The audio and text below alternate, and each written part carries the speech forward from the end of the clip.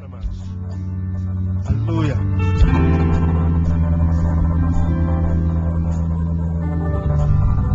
Primeira Coríntios capítulo 12. Hoje e na quarta-feira que vem, estou encerrando o estudo que a gente faz desde agosto sobre a doutrina do Espírito Santo de Deus. Nós estamos falando sobre o Espírito Santo desde agosto do ano passado, nas quartas-feiras. Temos tentado conhecer quem é, o que é o Espírito Santo. Afirmado na verdade de que esse ser, essa pessoa chamada Espírito Santo que Deus, Jesus enviou à terra depois que ele foi de volta aos céus, disse que não nos deixaria órfãos, nos enviaria o Consolador.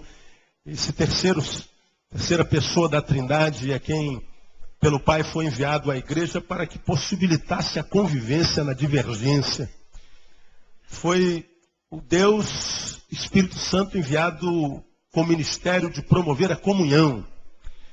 E, por incrível que pareça, exatamente o Espírito que veio aos homens para promover a comunhão, porque mal interpretado gera divisão na igreja de Jesus na terra. Os evangélicos concordamos em quase tudo. Um só Senhor, uma só fé, um só batismo. Nós cremos que só existe um caminho para chegar a Deus. Adoramos a um só Deus. Acreditamos no destino eterno da alma. Acreditamos na autoridade apostólica. Acreditamos na igreja como sinal histórico do reino de Deus. Acreditamos que é através dela que nós combatemos o inferno e as portas do inferno não prevalecem. Nós concordamos em tudo o que pensamos teologicamente a respeito de Deus, a respeito de Jesus, mas quando chega a respeito do Espírito Santo que veio para promover a comunhão, aí nós nos dividimos. E nos subdividimos. E aí aparecem os nomes, os renomes, os pronomes, os pós-nomes da igreja evangélica no Brasil. E somos divididos em grupos, em guetos. E colocamos atrás do nome da igreja um sobrenome. E esse sobrenome fala mais alto que o nome, porque o nome é igreja. E vemos nós, colocamos nesse nome, que Jesus disse que seria dele, sobre esta pedra edificaria a minha igreja, colocamos um sobrenome, e esse sobrenome fala mais alto do que o nome. No nosso caso aqui, nós colocamos um sobrenome Batista, Igreja Batista. Alguns de vocês, Igreja Assembleia de Deus, outros Metodista, Presbiteriano, Universal, Casa da Bênção, a última embarcação para Cristo, né? A Igreja do Azeite Quente, né?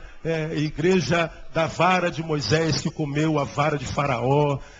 Esses nomes doidos que tem por aí, que mais depõem contra o reino de Deus do que a favor, né? As igrejas que nós temos visto sendo abertas pelo Brasil roubam a credibilidade dos cidadãos do reino. Durante algum tempo a gente vê alguém falando, é melhor abrir uma igreja do que um bar. Não sei. O bar não contribui em nada. Algumas igrejas também não. Denigrem a imagem do cidadão do reino, roubam a credibilidade dos cidadãos do reino. De modo que a igreja se torna um gueto para quem não pensa. Porque para quem reflete e vê, poxa, igreja evangélica da vara de Moisés que comeu a vara de Faraó. Igreja evangélica, a última embarcação para Cristo. Igreja evangélica, o cuspe de Jesus. Somos divididos entre tradicionais, pentecostais e neopentecostais. E vivemos uma guerra fria entre nós, silenciosa, né? Pentecostal diz que o tradicional é geladeira, freezer. Os tradicionais dizem que os pentecostais celebram porque não pode celebrar, porque não tem cérebro. É emoção pura, né? Aí aparecem os neopentecostais que dizem que os dois estão errados. Nós somos equilíbrio. Mas aí é um neopentecostalismo que mais adora Mamon do que o Jeová. Que vem com uma teologia que tem mais a ver com uma proposta do diabo, feita a Jesus, no monte da tentação. Se prostrado me adorares, tudo isso te darei. É a teologia da prosperidade. Todo mundo tem que ser rico. Tem mais a ver com essa teologia do que aquela que Jesus disse aos apóstolos. Ide e não levem nem alforjes. Esqueçam riqueza, esqueçam posses. eu vou sustentá-lo. Nem que eu tenha que usar um corvo para levar carne para vocês, vocês não vão morrer de fome. E leia-se no lugar de corvos, lá em Elias, leia-se urubu. Porque o texto dá a ideia de uma ave de rapina que come carnes, carnívora. E ele está dizendo, eu posso usar o urubu, que se alimenta de carniça, para dividir carne contigo, Elias, se necessário for. Mas de fome você não morre. De modo que eu não preciso ter riquezas para amanhã, para depois da manhã, para daqui a 10 anos. E para pregar que eu sou um abençoado por Deus. Porque prosperidade na Bíblia não é ter muito. Prosperidade na Bíblia é ter sempre. E se você tem tido sempre, quantos tem tido sempre aqui, irmãos? Diga, irmão, que está falando assim, você é próspero no Senhor. Amém, amado? Veio de ônibus, pegou 3 ônibus para chegar aqui. Você é próspero pelo Senhor no nome de Jesus. Amém, amado? É isso aí. Pastor, hoje eu almocei marmita. Você é próspero, irmão. Pastor, comi disco voador hoje. Você é próspero, irmão. Você comeu ovo. Você é próspero. Pode ter certeza. Você acredita nisso? Amém ou não amém, amado? É, meu querido. É próspero. Aí nós estamos estudando o Espírito Santo, que tem porquê mal interpretado, dividido a igreja. Aprendemos quase tudo sobre a igreja e sobre o Espírito. E viemos estudando os dons. E deixamos por último o dom do Espírito Santo, chamado dom de língua, que eu introduzo hoje o dom e termino na quarta-feira que vem, porque não dá para falar tudo sobre ele hoje. Então é o dom de língua que está aí em 1 Coríntios capítulo 12, onde o apóstolo, na lista de dons, nós já estudamos todos esses dons. Lá no versículo 10, diz assim, a outra operação de milagres, a outra profecia, a outro dom de discernir espíritos, a outra variedade de línguas, e a outra interpretação de línguas. 28. E a uns pôs Deus na igreja, primeiramente apóstolos, em segundo lugar profetas, terceiro mestres, depois operadores de milagres, depois dons de curar, depois socorros, governos, e por último o quê? Variedade de línguas. A igreja evangélica hoje vira esse versículo de cabeça para baixo, e diz que o dom mais importante é o dom de línguas. De modo que só tem o Espírito Santo quem fala língua. Quem não fala língua não foi batizado com o Espírito Santo. Não vamos falar sobre isso, porque já falamos sobre o batismo no Espírito Santo há uns 2 meses atrás. Então a gente vê dentro da igreja evangélica alguns crentes paranoicos achando que Deus não os ama porque ele não consegue falar língua. Se ele não consegue falar língua, ele não foi batizado no Espírito Santo. E aí, o que foi batizado no Espírito Santo se acha mais amado do que aquele, às vezes acusa o outro de não falar. Criamos uma divisão na igreja, porque na igreja só pode ter carta, só pode trabalhar quem foi batizado no Espírito Santo. Só que na cabeça da igreja evangélica só é batizado no Espírito Santo quem fala em língua. E não há lugar nenhum na Bíblia que diga isso. Vamos estudar isso aqui, claro, como é o dia. E nós vamos ver isso aqui. Na listagem de dons, diz o texto que a língua é o último.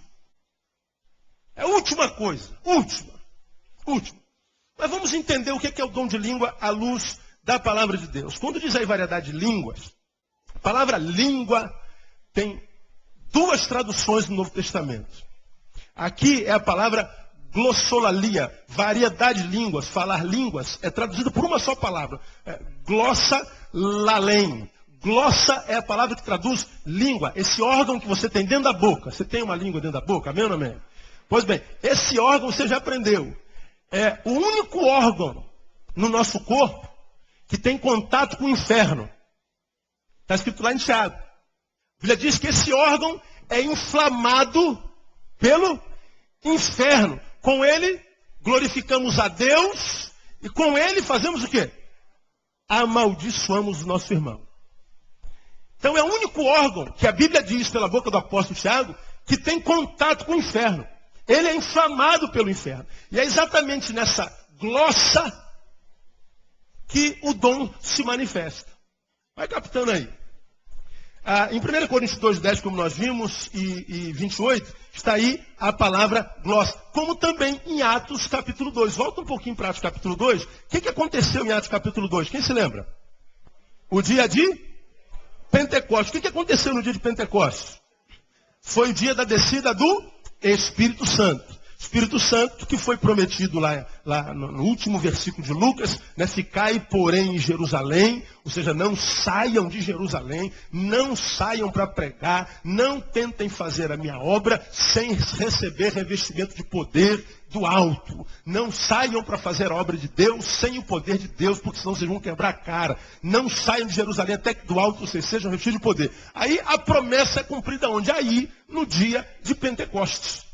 O Espírito Santo desce. E lá no capítulo 2, versículo 1, diz assim: ao cumprir-se o dia de Pentecostes, estavam todos reunidos no mesmo lugar.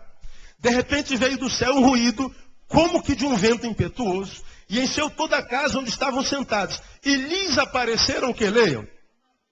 Umas, o que está escrito aí, igreja? Línguas. A palavra aí é glossas. Apareceram umas línguas, como que de fogo, que se distribuíam, e sobre cada um deles pousou uma. Ninguém ficou sem a língua. E todos ficaram o quê? Cheios do Espírito Santo. E começaram a falar o quê?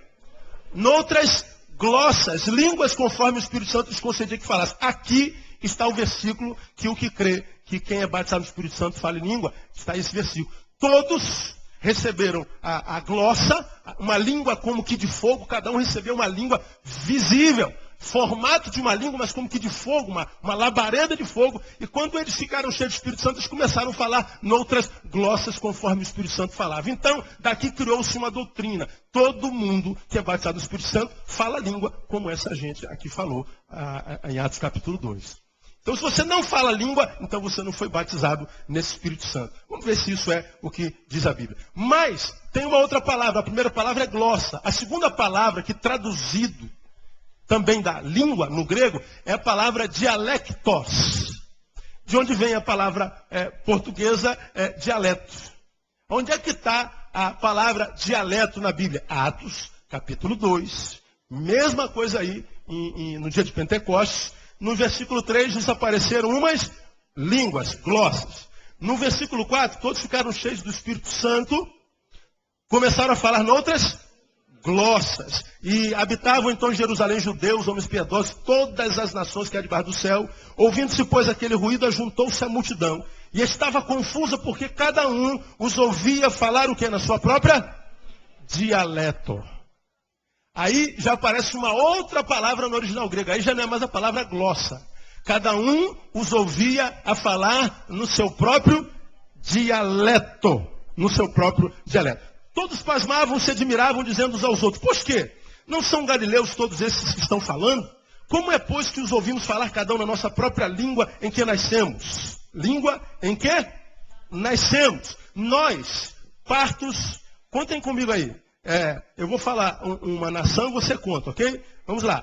Partos, medos, elamitas, os que habitamos a Mesopotâmia, Judéia, Capadócia, Ponto, Ásia, Frígia, Panfilha, Egito, partes da Líbia, Cirene, romanos, judeus e prosélitos. Não conta prosélitos porque é os que vieram para cá. Cretenses, 16. Árabe, 17. Então aqui, nós temos pessoas que vieram de 17 nações diferentes, uma da outra. Pelo menos 17.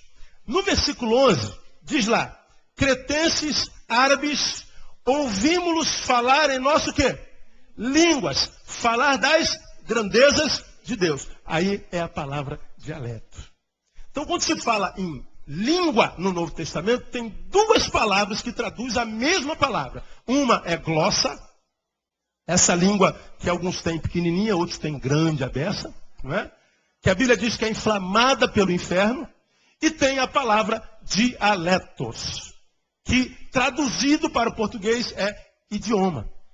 Então, essas duas palavras são as palavras que na Bíblia traduzem a palavra língua.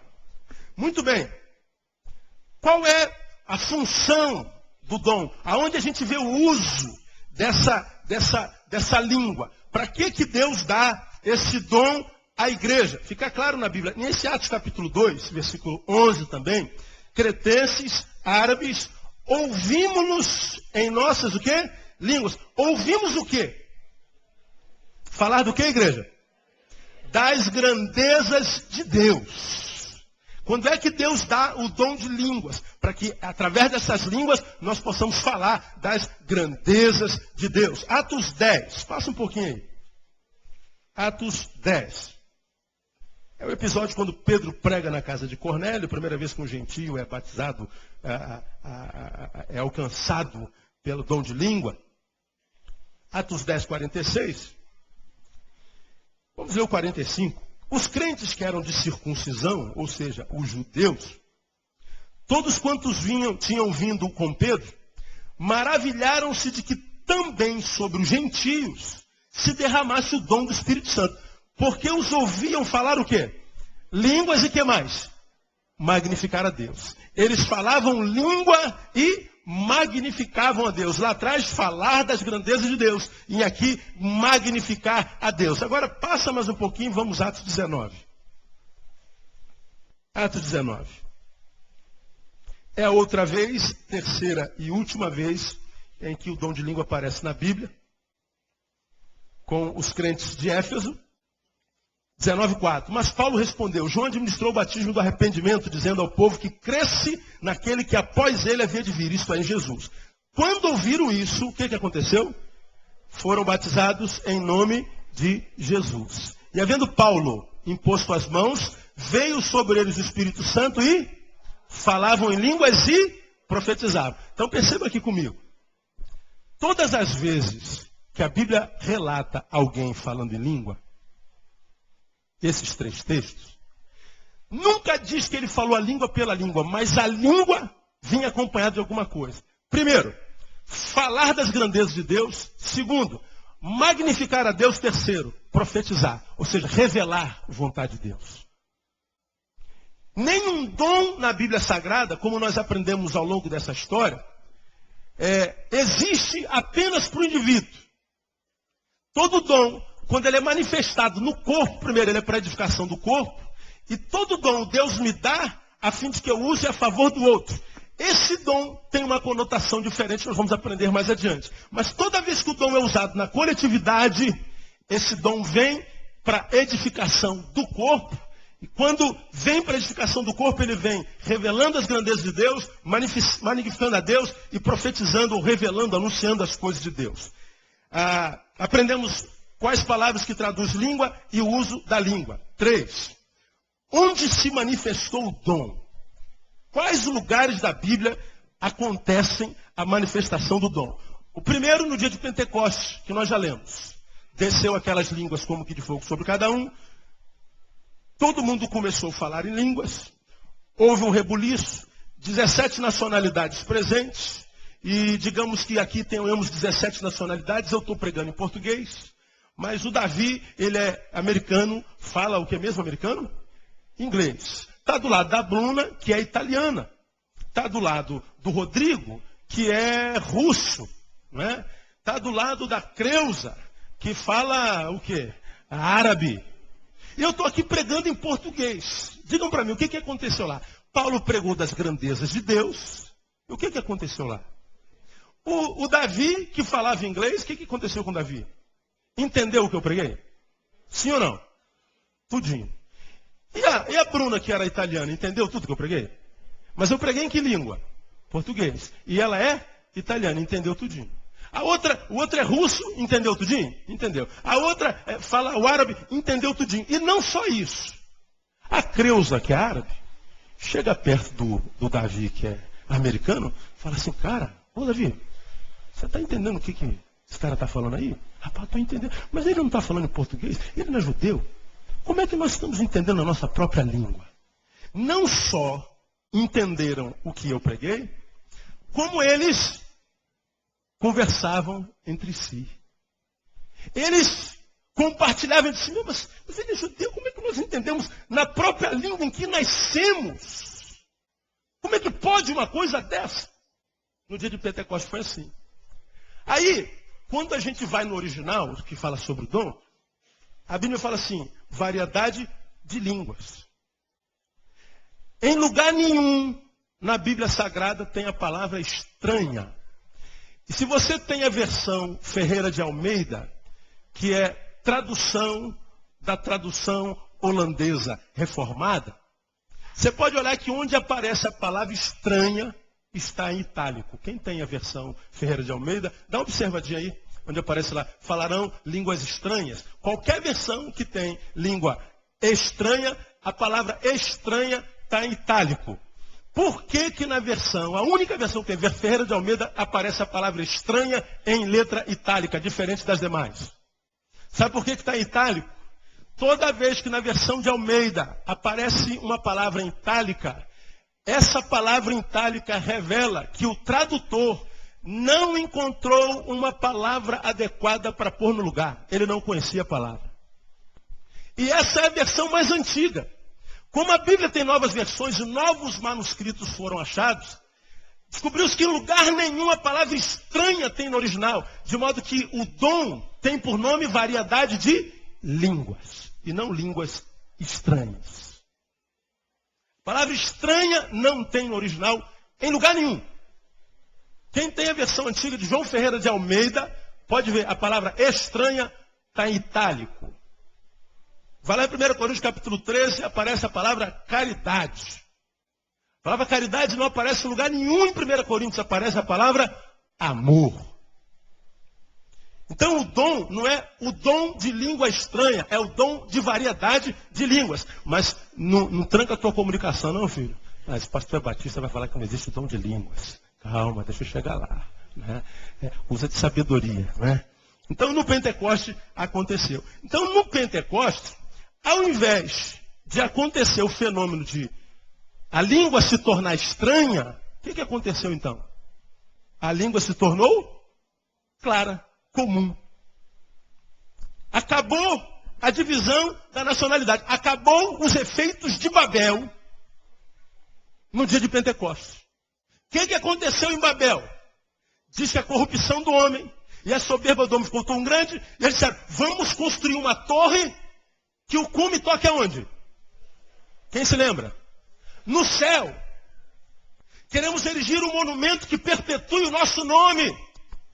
Diz que eles queriam construir uma torre que chegasse ao céu, mas diz o texto que Deus desceu e confundiu as línguas. No dia de Pentecostes, acontece um novo fenômeno.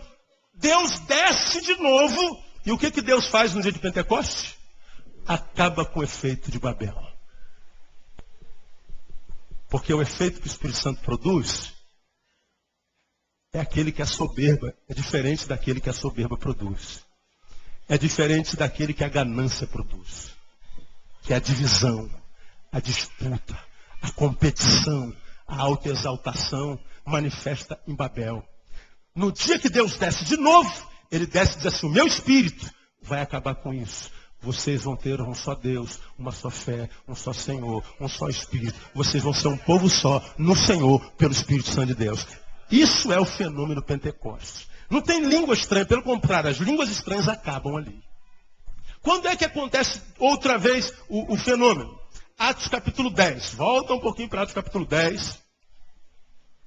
Atos capítulo 10 é quando Pedro prega na casa de Cornélio. Primeira vez que o Espírito Santo alcança um gentio.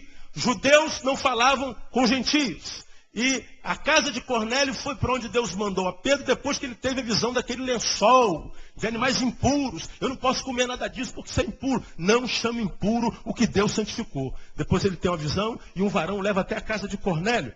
Aí, seria muito legal se você lesse todo esse texto de Atos capítulo 10, para você entender direitinho o que aconteceu. Mas a partir do versículo 23, deixa eu ler um pouquinho com você.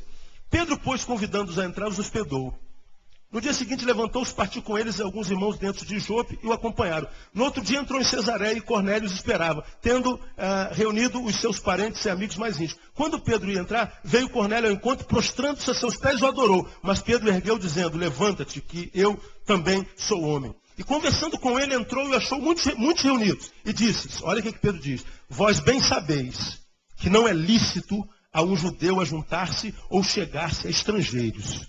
Mas Deus mostrou-me que a nenhum homem devo chamar comum ou imundo, pelo que sendo chamado vim sem objeção. Pergunto, pois, por que razão mandaste me chamar? Aí ele pergunta, porque ele ouviu falar do Messias, ele queria saber como era o Messias, e ele acreditou no Messias, ele queria receber a Jesus. E Pedro, então, viu que Pedro explicou a ressurreição, a história do Messias, lá no versículo 44. Enquanto Pedro ainda dizia essas coisas, desceu o Espírito Santo sobre todos os que ouviam a palavra. Os crentes que eram de circuncisão, todos quantos tinham vindo com Pedro, maravilharam-se de que também sobre os gentios se derramasse o dom do Espírito Santo, porque os ouviam falar línguas e magnificar a Deus. Agora pensa comigo.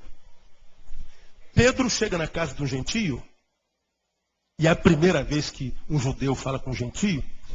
Pedro coloca a reputação, Pedro coloca o cargo, Pedro coloca a cabeça em jogo, quando sai de Jope e vai até Cesareia para alcançar Cornélio.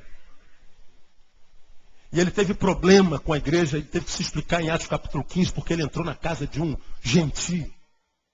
E ele começa o seu sermão dizendo: vocês sabem que gentio e judeu não pode conversar. Mas Deus mandou vir, eu vim sem objeção. Ele anuncia o evangelho aos gentios. Aí, quando ele anuncia o evangelho, eles dizem: eu creio. Aí o Espírito Santo desce e acontece com os da casa de Cornélio exatamente o que aconteceu no dia de Pentecostes. Porque se não acontecesse exatamente o que aconteceu no dia de Pentecostes, o fenômeno Espírito Santo, como Pedro, um judeu, saberia que os gentios também tinham direito ao Espírito Santo? Como eles poderiam saber? Aí, quando Pedro diz que entendeu que o Espírito Santo fez alguma coisa, diz lá: tantos quantos indo com Pedro, maravilhoso, porque também sobre os gentios se derramasse o dom do Espírito Santo. Também sobre os gentios, porque sobre eles, judeus, já havia sido derramado algum tempo anterior, lá em Pentecostes. E aí eu sei que aconteceu, porque aconteceu a mesma coisa que aconteceu no dia de Pentecostes. Aqui é a segunda vez que manifesta língua. A terceira está em Atos capítulo 19. Atos capítulo 19, quando Paulo prega o evangelho em Éfeso. Sucedeu que enquanto Apolo estava em Corinto, Paulo, tendo atravessado as regiões mais altas, chegou a Éfeso e, achando ali alguns discípulos, perguntou-lhes. Chegou em Éfeso, ele fez a pergunta aos discípulos: recebeste vós o Espírito Santo quando crestes? Responderam-lhes eles. O que eles responderam, irmão? Nós nem sequer o quê?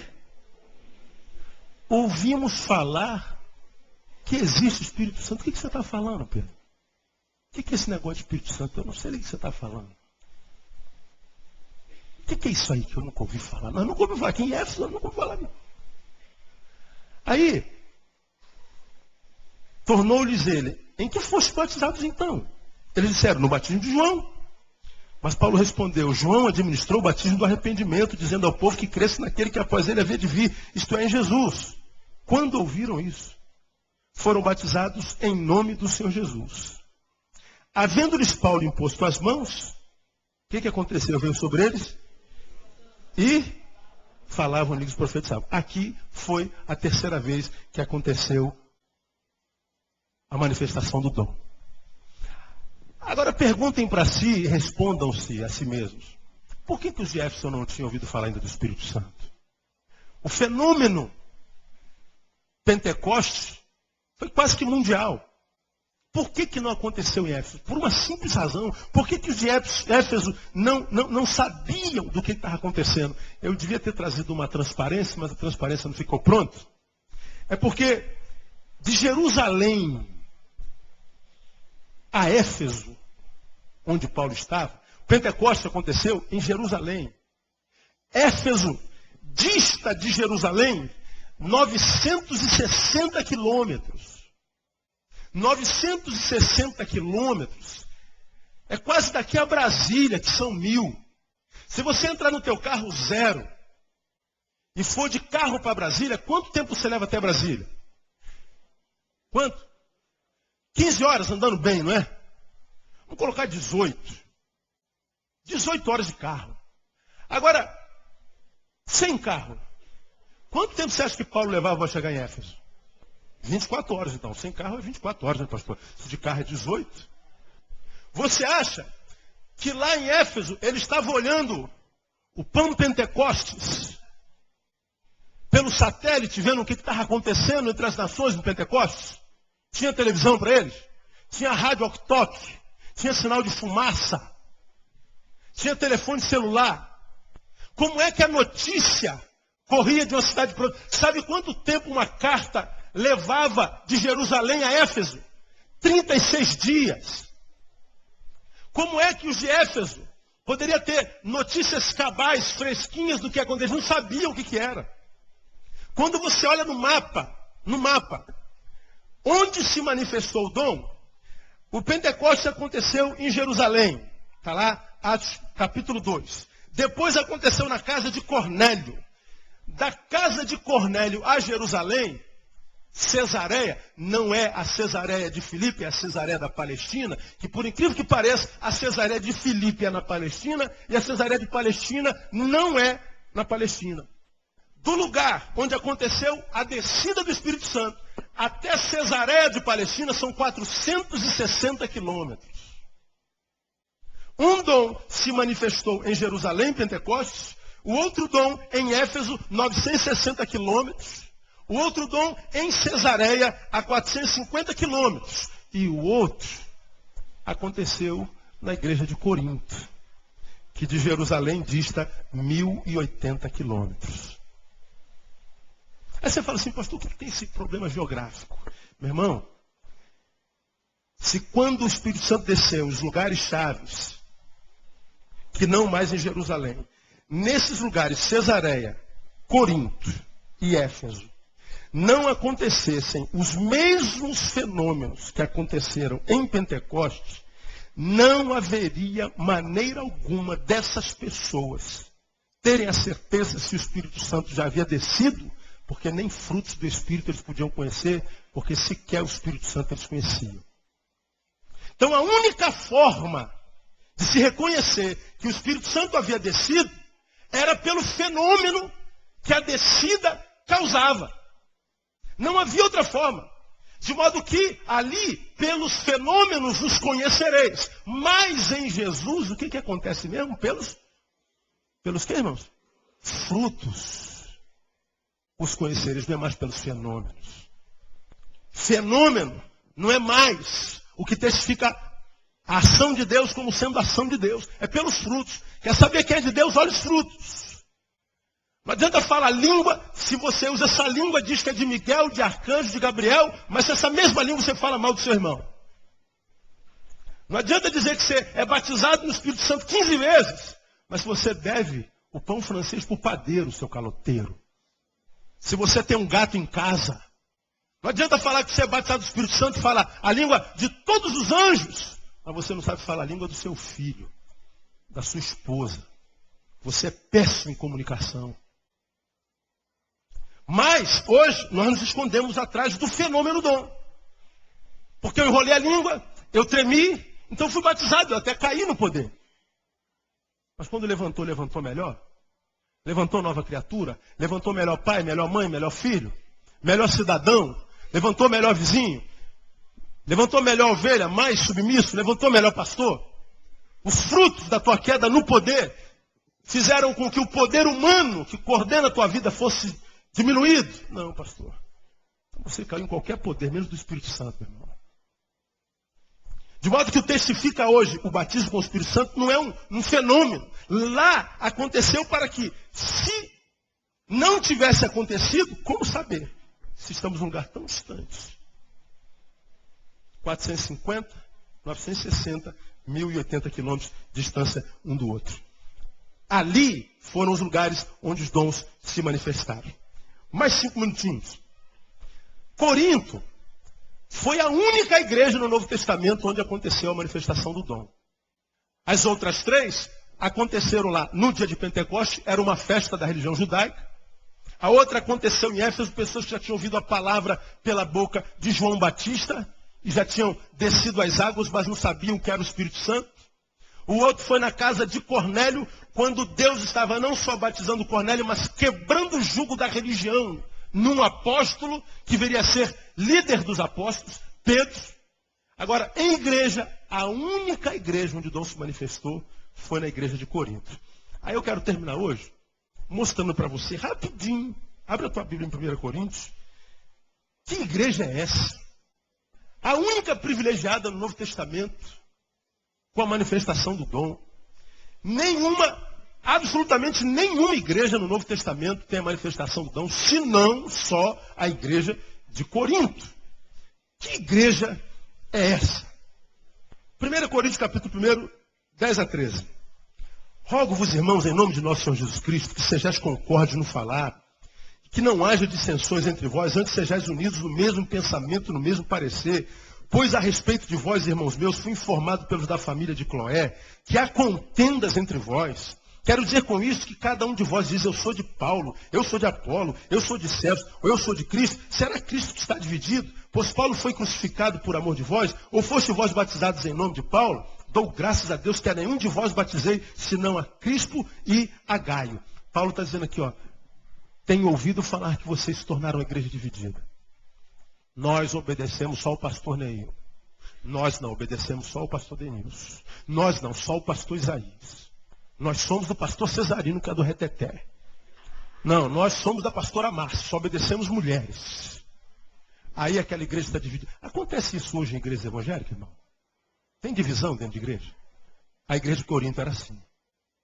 Não reconheço sua autoridade. Por que você manda mais que eu? Não aceita a autoridade dele? Pega as ovelhas dele, abre uma igreja do lado e diz assim, o Senhor está me conduzindo a abrir essa igreja, só que com as ovelhas dos outros. Igreja completamente dividida. Vamos um pouquinho mais. Capítulo 1, versículos 22 e 23. Nós pregamos a Cristo crucificado, que é escândalo para os judeus e loucura para os gregos, mas para os que são chamados, tanto judeus como gregos, Cristo, poder de Deus e sabedoria de Deus. Por que que Paulo, versículo 22, pois enquanto os judeus pedem sinal, os gregos buscam sabedoria. Nós pregamos a Cristo. Por que que Paulo fala que prega a Cristo? Porque o apostolado de Paulo estava sendo questionado na igreja. Você vê isso de capa a capa na igreja de Corinto. Paulo não era tido como apóstolo e a mensagem dele, que era cristocêntrica, era questionada pela igreja. Uma igreja que não sabia os objetivos da mensagem de Paulo. Capítulo 3. 3:1. E eu, irmãos, não vos pude falar como a espirituais, mas como a carnais, como a criancinhas em Cristo. Leite vos dei por alimento e não comida sólida, porque não podia suportar, nem ainda agora podeis, porquanto ainda sois carnais. Pois havendo entre vós inveja, contendas, não sois porventura carnais e não estáis andando segundo os homens. Era uma igreja carnal. Capítulo 4. Que os homens nos considerem, pois, como ministros de Cristo, despenseiros dos mistérios de Deus. Ora, além disso, o que se requer nos dispenseiros é que cada um seja encontrado fiel. Porque os pastores de Corinto estavam envolvidos com um culto a Vênus, que era desenvolvido através de promiscuidade. Paulo repreendeu alguns líderes da igreja de Corinto por causa de paganismo e por causa de infidelidade. Capítulo 4, 17 e 19. Por isso mesmo vos enviei Timóteo, que é meu filho amado e fiel no Senhor, o qual vos lembrará os meus caminhos em Cristo, como por toda parte eu ensino em cada igreja. Mas alguns andam o quê? Inchados, como se eu não houvesse de ir ter convosco. Em breve, porém, irei ter convosco, se o Senhor quiser, e então conhecerei não as palavras dos que andam inchados, mas o poder. Porque o reino de Deus não consiste em palavras, mas em poder. Havia falsa espiritualidade. Muita gente muito cheia do fogo, mas aquele fogo não era poder, não, era inchaço. Quanta gente inchada tem por aí. Aqui dentro do tabernáculo é fogo puro, é poder puro, é autoridade. Quando acaba o culto, irmão, é vergonha para o evangelho de Deus. Paulo teve que mandar Timóteo, porque não tinha pastor suficiente para doutrinar a igreja de Corinto. Vamos mais. 5. 1. Geralmente se ouve que há entre vós imoralidade, e tal imoralidade que nem mesmo entre os gentios se vê, a ponto de haver quem vive com quem, leia? Com quem, irmão? A mulher de seu pai. Aí ele diz de novo, versículo, vós estáis inchados, e nem ao menos pranteais para que fosse tirado do vosso meio quem praticou esse mal. Paulo está falando que essa igreja convivia com a imoralidade. E era tão negra a imoralidade que tinha afilhado dormindo com a madrasta. Isso era do conhecimento da igreja. Está lá. É a igreja de Corinto. Mas vamos mais adiante um pouquinho, 6. Ousa algum de vós, tendo uma queixa contra outro, ir a juízo perante os injustos, e não perante os santos? Não sabeis vós que os santos são de julgar o mundo? Ora, se o mundo vai ser julgado por vós, sois porventura indignos de julgar as coisas mínimas? Não sabeis vós que havemos de julgar os anjos? Quanto mais as coisas pertencentes a esta vida, então se tiverdes negócios em juízo pertencentes a esta vida, constituís como juízes deles os que são de menos estima na igreja? Para vos vergonhar, digo, será que não é entre vós sequer um sábio que possa julgar entre seus irmãos? Mas vai um irmão a juízo contra outro irmão, e isto perante incrédulos. Paulo está dizendo assim, ó, os irmãos não tinham liderança suficiente capaz de julgar as causas entre os irmãos, e os irmãos estavam indo a tribunal para requerer os seus direitos na eclésia, na igreja. É a igreja que se divide, fica com o patrimônio, e a igreja vai para o tribunal requerer o patrimônio, e o juiz incrédulo tem que falar assim, ó, vocês saem, vocês ficam. Como aconteceu com uma igreja na Taquara, um juiz ateu falou assim, sabe por que eu não creio em Deus de vocês? Porque vocês são como vocês são. Os pastores tinham que abaixar a cabeça porque eles estavam brigando por causa de um templo. A igreja de Corinto era assim. 6, de 12 a 20, você vai ver que a influência pagã entre a igreja e a prostituição. Aí Paulo diz lá no versículo 18, fugir da prostituição. Qualquer outro pecado que o homem comete é fora do corpo, mas que se prostitui peca contra seu próprio corpo. Porque o culto a Vênus, que era através de orgias sexuais, encontrava respaldo na igreja. E Paulo está dizendo, gente, vocês são a igreja de Jesus. Não pode ser semelhante a eles. Prostituição não faz parte do culto a Jeová. Faz parte ao culto a Afrodite, mas a Jeová não. Então daquilo que eles chamam de culto, vocês têm que fugir. Paulo está descendo o cajado na igreja. O que mais? Quando você lê de 7 a 1:40, não valorizavam devidamente o casamento. Ele escreve uma carta inteirinha para falar sobre casamento. Versículo 8, capítulo 8, 7 e 9. Paulo diz assim, entretanto, nem em todos há esse conhecimento, pois algum há que é acostumado até agora com o ídolo. Comem como de coisas sacrificadas a um ídolo e a sua consciência sendo fraca contamina-se. Paulo está falando que a igreja comia comida sacrificada a ídolo, mas era comida que ela, enquanto igreja, ainda sacrificava aos ídolos. Idolatria e culto a demônios. Mais um pouquinho, para terminar. Né? Capítulo 9, de 1 a 6. Paulo está exortando, Paulo está chamando atenção. Eles questionam a autoridade de Paulo e Paulo começa a defender o seu apostolado. Não sou livre, não sou apóstolo, não viu a Jesus Senhor, não sois vós obra da minha mão, no Senhor. Se eu não sou apóstolo para os outros, ao menos para vós o sou, porque vós sois o selo do meu apostolado do Senhor. Esta é a minha defesa para com os que me acusam, porque não reconheciam a autoridade apostólica de Paulo, irmão. Não reconheceu a autoridade apostólica de qualquer um dos outros apóstolos, tudo bem, mas de Paulo.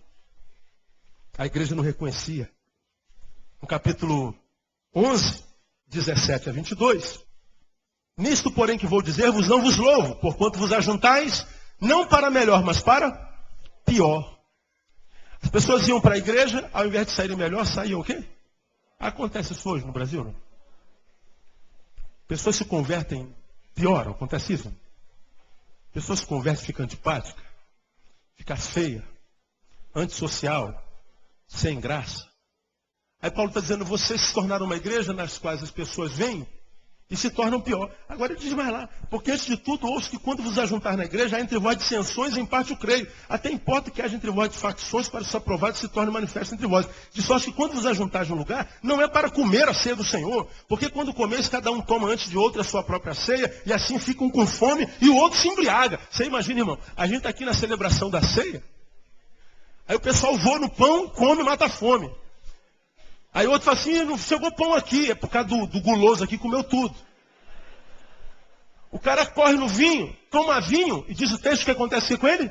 Fica bêbado. E o outro fica com a garganta seca. Pai do Senhor, pastor, esse culto foi uma benção, pastor, aleluia. É o que Paulo está dizendo ali. Aí o crente fica discutindo, será que crente pode tomar vinho, pode não tomar vinho? Não, porque o vinho do Novo Testamento não tinha álcool, nem o de hoje, ô seu trouxa. Vinho é fermentação. O vinho da ceia era vinho que embriagava. E diz o texto que a igreja era tão boa, que na ceia, os caras não sabiam discernir o corpo do sangue de Cristo. Eles voavam em cima do pão, em cima do vinho, o pessoal saía bêbado. carregado. No capítulo 12, Paulo entra nos dons. Aí ele começa assim a falar com a igreja sobre os dons. Ora, a respeito dos dons espirituais, não quero, irmãos, o quê? Que sejais o quê? Paulo está dizendo assim, gente, vocês, meu Deus, o que vocês estão fazendo com os dons? Meu Deus, quanta ignorância, vocês não podem ser ignorância com relação a dons. Não entendiam nada a respeito de dom. Aí ele mete o pau no capítulo 12. Aí chega no capítulo 13, versículo 1. Continuando no mistério dom. Ele está falando assim, igreja, ainda que eu falasse a língua dos homens, dos anjos, mas se eu não tivesse amor, eu seria o quê? Como metal que sou, como símbolo que retine. Aí ele fala, ainda que eu tivesse o dom de não sei o quê, mas adiante o dom de... E o dom de... Eu falo, gente, vocês estão se prendendo ao estereótipo, ao formalismo, ao dogmatismo, aquilo que os olhos humanos veem, mas vocês estão perdendo a capacidade de discernir o essencial. Esse dom de vocês não tem nada a ver com o Espírito Santo. Vocês são ignorantes, vocês não entendem nada. Aí Paulo fala que o amor era secundário na igreja. Se não tiver amor, igreja, pode fazer o que dom você quiser. É o que ele está dizendo lá. Aí, termino. Eles tinham dúvidas sobre a veracidade da ressurreição. Capítulo 15. Aí Paulo escreve para ele falando assim, 15, 14. Se Cristo não for ressuscitado, logo é vã a nossa pregação e também é vã a vossa fé. E assim somos também considerados como falsos testemunhos de Deus, pois testificamos de Deus que ele ressuscitou a Cristo, ao qual, porém, não ressuscitou, se na verdade os mortos não são ressuscitados. Porque se os mortos não são ressuscitados, também Cristo não foi ressuscitado. E se Cristo não foi ressuscitado, é vã a vossa fé, e ainda estáis nos vossos pecados. Logo também os que dormiram em Cristo estão perdidos. Se é só para esta vida que esperamos em Cristo, somos de todos os homens o quê? Os mais dignos de lástima, os mais miseráveis. A igreja de Corinto, a igreja, será que Jesus ressuscitou mesmo, gente? Será que ressuscitou? Aí Paulo diz assim, gente, se Cristo não ressuscitou, nossa fé é vã. Você vê que a carta aos Coríntios é paulada na cabeça de capa a capa. Porque a igreja era a pior igreja do Novo Testamento. A igreja não conhecia o Senhor da igreja, não conhecia a missão da igreja, não conhecia a autoridade da igreja, não conhecia a doutrina apostólica, nada. Qual é a igreja que a igreja evangélica toma como exemplo para imitar o dom? A igreja de Corinto. A doutrina sobre o dom de variedade de línguas está sobre a igreja de Corinto. Dessa igreja é que sai a teologia do dom e a igreja que nós queremos imitar. E aí a gente entende que Paulo escreveu essa carta exatamente por causa da visão equivocada a respeito do dom, por causa da ignorância a respeito deles, por causa disso tudo. A carta é exortativa e nunca, jamais doutrinária, como a transformaram nesse tempo. Então o que nós aprendemos hoje? Aqui eu termino a palavra. Variedade de língua, glossa e dialeto. Glossa, a forma, dialeto, o idioma. Seu uso, falar da grandeza de Deus, magnificar a Deus, profetizar. Se manifestou em Pentecostes, Jerusalém, se manifestou na casa de Cornélio em Secreia, a 450 quilômetros de Jerusalém, se manifestou em Éfeso, a 960 quilômetros de Jerusalém, se manifestou em Corinto, a 1080 quilômetros de Jerusalém. E por que se manifestou igualzinho a Pentecostes? Para que eles soubessem que o que aconteceu em Pentecostes aconteceu lá também. Em nenhum outro lugar na Bíblia, em nenhuma outra cidade, em nenhum outro varão ou varoa, nenhum dos apóstolos, ninguém falou em língua. À luz do que a igreja evangélica imagina hoje. Essa é uma revelação cronológica, histórica e geográfica do dom. Na quarta-feira que vem eu termino esse estudo mostrando a você o que é o dom de fato de verdade. Porque se de um lado, só para você que é pentecostal xiita, não ficar com raiva de mim, não dormir me amaldiçoando, o dom se manifesta em duas perspectivas. Primeiro, como aconteceu em Pentecostes. O sujeito prega numa língua que ele nunca falou, ou para um povo de línguas que ele nunca se preparou humanamente para falar. E aí, ele prega na sua própria língua e cada uma das 17 nações o ouvem falar no seu próprio idioma. Eu vou viajar para os Estados Unidos agora, dia 16. Vou pregar em 4 estados nos Estados Unidos. É como se eu fosse nos Estados Unidos, pregasse em português, todo mundo me entendesse. Essa é uma manifestação do dom. É a capacidade que o Espírito Santo dá para que quando nós profetizamos, revelamos a grandeza de Deus, o próprio Espírito Santo, nos seus ouvintes, pela autoridade de Deus que me dá por falar, traduz para que o que se fala de Deus seja compreensivo. Então tem a ver com dialeto. Todavia, para você dormir tranquilo, sem raiva de mim, achando que eu sou um herege, vamos a capítulo 14, versículo 1. Aí você vai ficar mais calminho, não vai pedir para Deus me levar. Oh Deus, leve esse pastor herege. Ama de Jesus. Ele está deformando a igreja de Jesus. Não, quero que você ore por mim e peça a Deus para eu viver mais 100 anos, irmão. Estou fazendo só 41 anos hoje. Aí no 1 Coríntios 14, 2, ele fala assim, ó. Porque o que fala em língua, não fala a quem? Aos homens. Mas pois ninguém o quê? O entende. Por quê? Porque em espírito fala mistérios. Quem fala em língua não fala aos homens. Fala tão somente a quem? A Deus. Ninguém o entende. Não está escrito isso aí? Está ou não está? Porque ele em mistério fala em espírito. Foi o que aconteceu em Pentecostes? Não. Porque em Pentecostes, Pedro falou exatamente a homens. E aqui está dizendo que essa língua, a pessoa não fala a homens. Lá em Pentecostes, quando apareceu as línguas, Pedro falou a homens. E os homens o entenderam. Mas aqui diz o texto que ele fala em línguas não a homem e mais ninguém entende. Está falando da mesma língua? Não. Então existe essa língua que você está pensando que eu vou falar que não existe, bobo. Fica tranquilo. Durma em paz. Existem as línguas, viu, irmão? Fica tranquilo. Volta quarta-feira, que eu vou mostrar para você como é que essa língua se manifesta na palavra. Existem essas duas manifestações do dom. É o fenômeno, como em Pentecostes, e o dom, como em 1 Coríntios capítulo 14. Que eu vou explicar para você como é que isso acontece, como é que ele se manifesta, como é que Paulo ensina que ele tem que se manifestar na igreja, o que é isso, quando é que ele acontece, por quê, para quê, de que forma, quando é que é Bíblia, quando é que não é. Não é? Vou mostrar para vocês algumas práticas completamente equivocadas, que não tem nada a ver com o Espírito Santo. Mas o dom, conforme alguns de vocês querem crer, e eu também creio, ele existe. Né? E agora os batistas também não ficam com raiva de mim não, viu, irmão? Orem por mim. Né? De repente nós aprendemos equivocados a vida inteira, mas vamos aprender como a Bíblia nos ensina. Então, até aqui a gente aprendeu a cronologia, a história, a geografia do dom, por que o fenômeno aconteceu. Na semana que vem a gente fala sobre o dom, que a teologia chama de glossolalia teopnêustica. Olha que palavra fácil, né?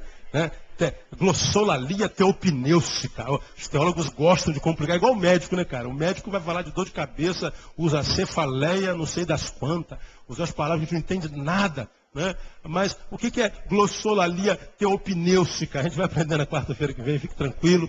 E o Espírito Santo sempre esclarece, ele não confunde. Né? E você vai, com certeza, sair daqui sem dúvida nenhuma. Você que fala língua, vai dar glória a Deus. Quem não fala língua, dá glória a Deus também. O que interessa é que o nome de Jesus seja glorificado, irmão. O nome de Jesus seja glorificado. Então, nós aprendemos que no Pentecostes a gente fala homens. E foi um fenômeno que precisou acontecer em alguns lugares, poucos para que se acreditasse que era o Espírito Santo, mas que não tem que acontecer em todo lugar. A gente vai ver isso na Bíblia, juntos, para que a gente possa crescer na graça e no conhecimento de Jesus. Amém? Vamos aplaudir o Senhor, vamos ficar de pé. Glória.